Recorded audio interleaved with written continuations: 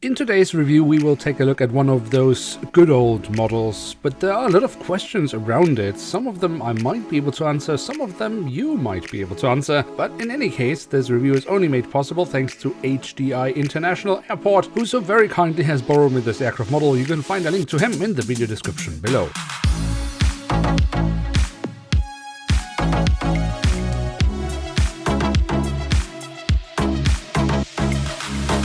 And with that, hello and welcome to a new episode of Review, where we today will take a closer look at a McDonnell Douglas DC-10 of Condor. At the front of the box we have the Lufthansa and Condor branding and the Aero 500 or Aero Classics branding. The backside then reveals the one box fits them all design, where we basically can see that Aero Classics made 4 DC-10s of various Lufthansa and Condor liveries. The closest one to the one we have as a model here is this one.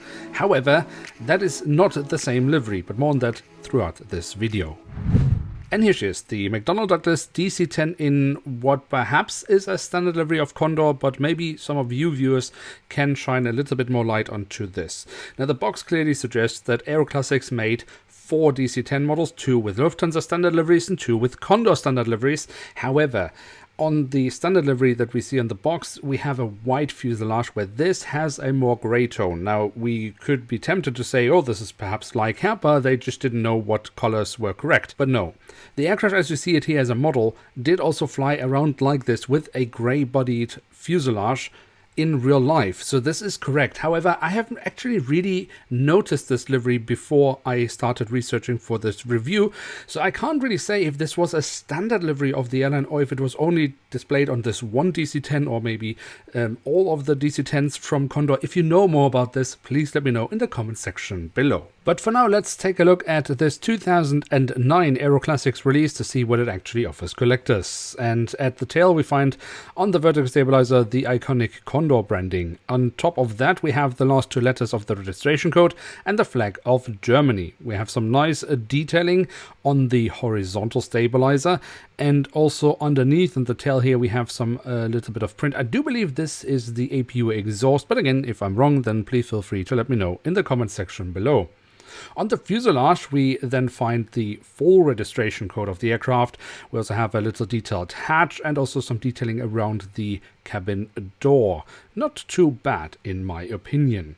Now, of course, with the DC-10, that is a trijet. That means one of the engines is mounted here in the back, integrated into the vertical stabilizer. Here we have the silver leading edge. We also have some pretty decent detail here when we look at the back of the engine. And when we look into the engine, even though a bit difficult to see, we actually do have the engine fan blades as well. That's really lovely. Now, if we move to the front of the aircraft, we can see across the fuselage we have the writing of Condor, and underneath that, and also just underneath the cabin windows, we find the aircraft type specification. Apart from that, we then also have a plethora of markings, hatches, and static ports. Really, really outstanding work here from Aero Classics that have seemingly gone all out when it comes to printed details. If we also take a quick look at the cockpit section itself, we will notice here we of course again have the iconic Condor branding or logo. Next to that, a little black dot, which I believe could be the petter tubes. Apart from that, we of course have the cockpit windows with the metallic edges and the window wipers printed on. So not too bad overall so far from Aero Classics.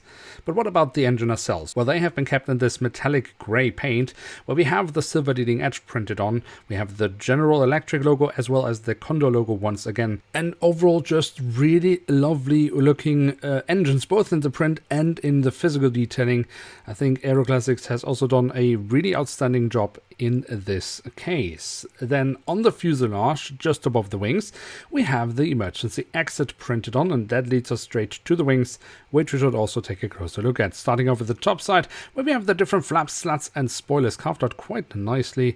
We have some different shades of grey here for additional detailing. Looking overall really lovely in my opinion. Also the underside of the wings, not too shabby. Here also again some nice physical detailing. Now in terms of landing gear, Aero Classics has gone for a metallic look for the main landing gear and also the front landing gear. Overall looking really lovely. And my personal highlight of course on the landing gear has to be the fact that it has printed details. around the front landing gear, but also on the belly, which I will show you in a second, because what I should also mention is that the model does have rolling wheels. Not a feature that I personally like, but for those who enjoy it, this model does have it. And as I mentioned, the printed details on the belly of the aircraft related to the landing gear, you can see here, as well as a hole in the fuselage. Now, as this is a second-hand model, I don't know if it originally came with a stand or not. I always prefer the models not to have these holes, but in any case, it is there. It doesn't destroy any printed details, so I guess we can live with it. And then finally, we do, of course, also have the doors to the cargo compartments printed on here at the back of the aircraft, and also quite detailed here at the front of the aircraft. So there we have it, the McDonnell Douglas DC-10 in perhaps a standard livery of Condor from Aero Classics and scale 1 to 500. And what can we say about this aircraft model? Now, let me perhaps just quickly go back to the livery before I focus on the model again. When it comes to the livery, I mean, this might have been a standard livery.